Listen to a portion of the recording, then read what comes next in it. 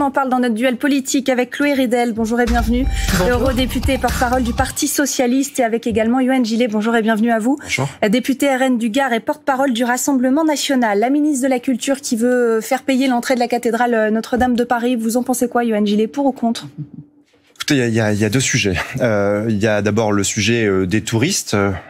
On dit pourquoi pas, après tout, qu'ils participent finalement à l'entretien des monuments qu'ils viennent visiter, de notre patrimoine qui est largement reconnu. Après, il y a l'aspect religieux, et je ne pense pas que en France, il soit de bon ton finalement de faire payer les croyants qui voudraient venir tout simplement payer. Mais la question surtout, c'est comment est-ce qu'on en est arrivé là ? Aujourd'hui, la France n'est plus capable d'entretenir son patrimoine.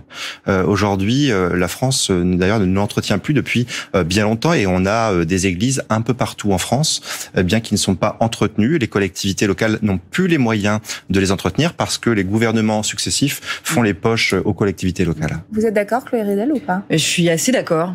Le patrimoine, c'est quelque chose de très important pour les Français. Il doit être entretenu.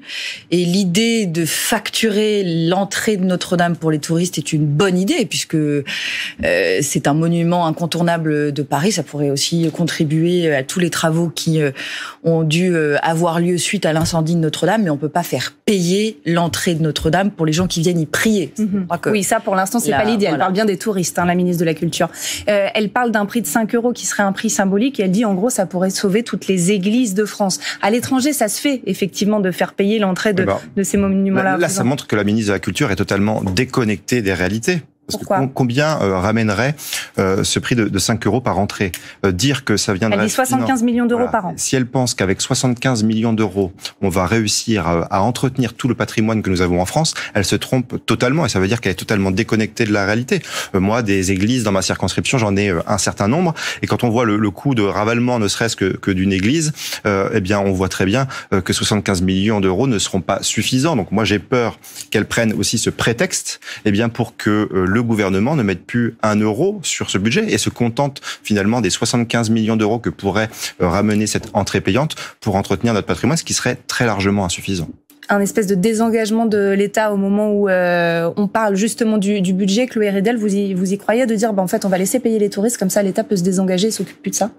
Non, je pense pas que ce soit la question de désengager l'État, mais de fait, quand on parle des églises, quand on parle du patrimoine de la France, effectivement, les églises en font partie. Et quand il y a de moins en moins de fidèles, parfois on demande aux fidèles de payer. Même moi, j'ai un grand-père qui avait dans le Gard, dans mon village de Lédenon, qui avait refait l'électricité de l'église. On demande aux fidèles de contribuer à l'entretien des lieux de culte. Mais comme il y a de moins en moins de fidèles, on peut pas leur demander ça éternellement. Donc il faut effectivement que ce soit une politique publique organisée de préservation du patrimoine, et les églises en font partie. Dans un entretien au Figaro, donc Rachida Dati qui dit ça, et puis qui ajoute aussi que dès 2026, elle voudrait moduler la tarification de monuments ou de musées nationaux. Et elle se justifie en posant cette question qui va s'afficher à l'écran. Est-il par exemple normal qu'un visiteur français paie son entrée au Louvre au même prix qu'un visiteur brésilien ou chinois ? Là aussi, ça peut interroger, ça peut diviser ou pas. Vous en pensez quoi ? Est-ce qu'il faut différencier le prix que payent les Français des touristes étrangers ? Et je pense que ça peut être une bonne idée, effectivement. Après, attention, encore une fois, à ne pas trop se désengager financièrement de la part de l'État. Faire payer aux touristes, oui, pourquoi pas, mais il faut pas non plus rendre la France comme étant un pays non attractif pour les touristes. Donc il faut faire attention, parce que les touristes ramènent aussi beaucoup d'argent en France et on en a besoin. Donc faire payer les touristes, oui, mais raisonnablement. Il faut pas pour autant que ce soit finalement une continuité du désengagement de l'État, parce que l'État se désengage sur le patrimoine depuis très longtemps. Chloé Ridel, est-ce qu'elle est dans le bon ton, dans la bonne directive, là, Rachida Dati, avec ce qu'elle propose aussi de la différenciation des touristes étrangers et des Français ? Non, là pour le coup, l'espèce de préférence nationale, mais appliquée à la culture, je n'y crois pas tellement. Allez, on va passer maintenant, on va continuer à parler politique évidemment, et à ce qu'a dit Bruno Le Maire ce matin, qui concerne l'aide médicale d'État, l'AME. Vous savez que le gouvernement est en train de préparer une nouvelle loi immigration pour le début 2025, et Bruno Retailleau, pardonnez-moi, veut transformer l'AME. Voilà ce qu'il a dit ce matin sur France Inter. Je ne veux pas supprimer l'AME, je veux la transformer en aide médicale d'urgence. Exactement ce que font les autres pays européens. Le dispositif d'aide médicale d'État plus le séjour pour étrangers malades nous singularise dans le monde entier. C'est même pas l'Europe. Donc, je veux, moi, qu'on s'occupe, on laisse mourir personne. Les femmes qui sont enceintes, on s'en occupe. La prophylaxie, la vaccination, on s'en occupe. Mais simplement, Michel Barnier m'a déjà, si j'ose dire, écouté, puisqu'il a donné ordre à ses ministres du budget de plafonner à 1 milliard l'AME. Mais ça marchera pas comme ça. Parce que si on ne change pas les règles, il n'y aura pas de plafonnement possible. Chloé Ridel, faut changer l'AME, faut que ça devienne une aide médicale d'urgence? Pas du tout. Bruno Retailleau remet ce sujet en débat, alors même que l'AME, c'est 0,5% des dépenses de santé en France. Ça n'est pas responsable d'un appel d'air, comme il le prétend, de migrants qui iraient se déraciner, risquer leur vie à traverser la Méditerranée pour toucher l'AME. L'AME est déjà une aide médicale d'urgence et la supprimer ou la réduire est un non-sens sur le plan à la fois de la santé publique, parce que si on prend pas des pathologies en charge au moment où elles doivent être prises, après elles peuvent s'aggraver et ce sera pas bon pour la santé publique ni pour les finances publiques. Et c'est une mesure où on demandera à nos médecins de trier les patients qui ne correspondent pas au serment d'Hippocrate qu'ils ont tous prêté. Donc, si vous voulez, Bruno Retailleau, avec ce type de débat, occupe le débat public sur des sujets qui sont, à mon avis, accessoires, alors qu'en ce moment se déroule à l'Assemblée nationale la discussion autour du budget, qu'il y a des thèmes très intéressants qui vont impacter très fortement la vie des Français, et c'est de ça dont on doit parler. Et je terminerai là-dessus. Et lui, il dit, on retire une partie de ce que les Français pourraient avoir pour le mettre dans l'AME, pour le donner aux immigrés. En gros, c'est ce qu'il dit, c'est son discours, si je raccourcis. Mais, madame, vous avez des anciens ministres de la Santé, de droite comme de gauche, qui font des tribunes communes ces derniers jours pour expliquer qu'il ne faut surtout pas supprimer l'AME. Donc pourquoi revient-il toujours à la charge avec cette mesure? C'est encore une fois une mesure pour stigmatiser les étrangers et pour nous expliquer qu'ils sont la source de tous nos maux, alors que, je le rappelle, c'est 0,5% de nos dépenses de santé et c'est 0,5% bien employés en l'occurrence. Johan Gillet, sur cette question?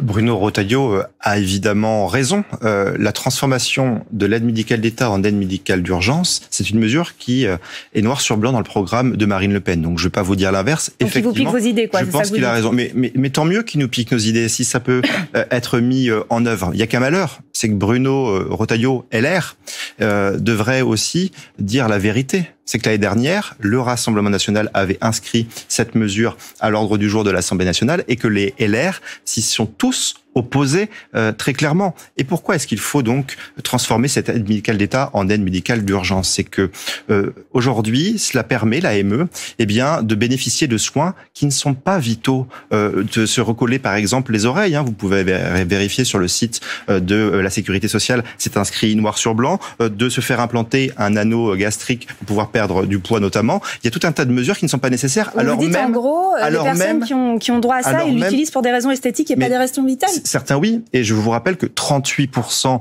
des Français renoncent à se soigner aujourd'hui faute de moyens. Comment est-ce qu'on peut justifier que des Français n'arrivent pas à se soigner et doivent financer leurs soins alors même que des étrangers, certains en situation irrégulière, eux bénéficieraient finalement d'une santé gratuite? Je voudrais juste préciser que si aujourd'hui des Français n'arrivent pas à se soigner, c'est que 6 millions d'entre eux n'ont plus de médecin traitant.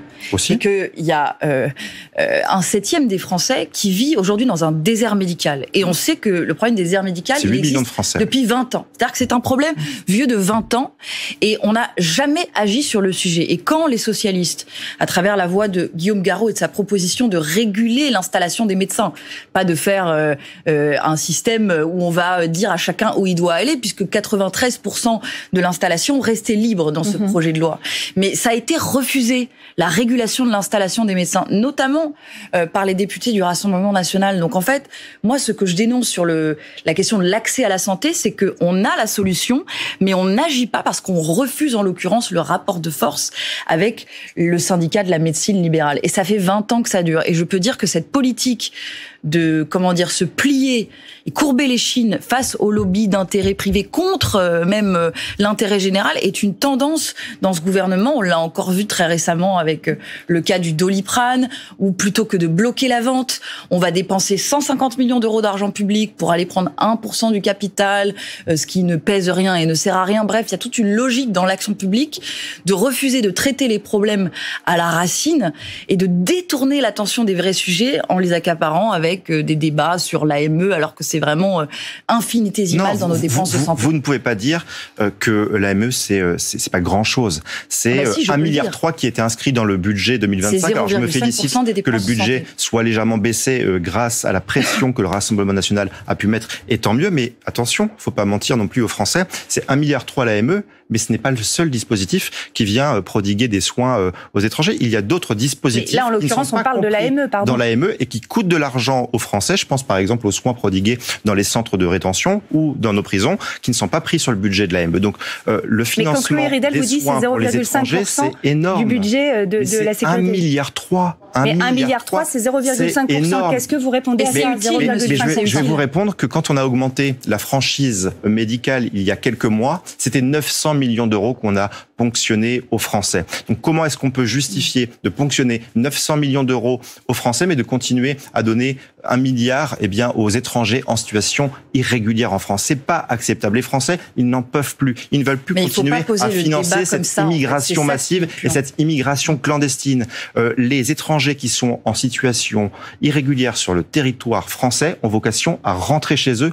Point final. Alors évidemment, il faut mettre en place une aide médicale d'urgence parce qu'on ne va pas laisser les gens mourir sur le bord de la route comme voudraient le faire croire certains. Mais il faut être lucide, il faut avoir conscience de ce que vivent les Français. La réponse, Chloé Ridel, vous disiez, faut pas penser ça comme ça. C'est déjà une aide médicale d'urgence, mais moi, je répète que je souhaite qu'on ramène le débat public sur les vrais sujets. Je sais que les Français ont peut-être du mal à suivre ce qui se passe en ce moment à l'Assemblée nationale parce que c'est de plus en plus compliqué.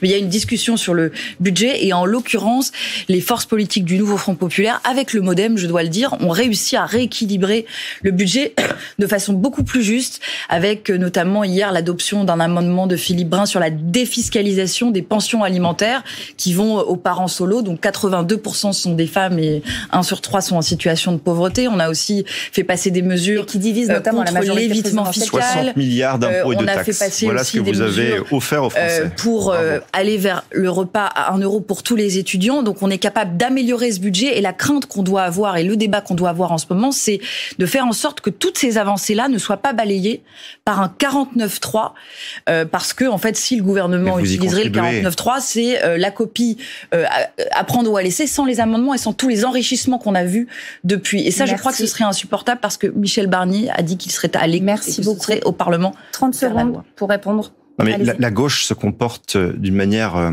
hallucinante à l'Assemblée nationale. La gauche a fait passer 60 milliards d'impôts et de taxes supplémentaires pour les Français. Donc, pour le coup, c'est pas passé. On ne peut pas faire ça parce qu'il y a un article 40 dans la Constitution qui nous empêche d'augmenter les dépenses sans baisser. Mais là, c'est les recettes. Sans trouver une autre. C'est les recettes, madame. On est sur les recettes actuellement. Mais oui, mais si les amendements passent, vous avez fait passer les amendements pour 60 milliards d'impôts supplémentaires pour les Français. Voilà pourquoi vous allez vous-même déclencher un 49.3. Le comportement de la gauche à l'Assemblée nationale est totalement délirant. Monsieur, et vous ne pensez qu'à des intérêts politiques avant de penser à l'intérêt du pays. Merci à tous les deux. Merci d'avoir participé à ce duel politique. Chloé Ridel, Yoann Gillet, merci à vous.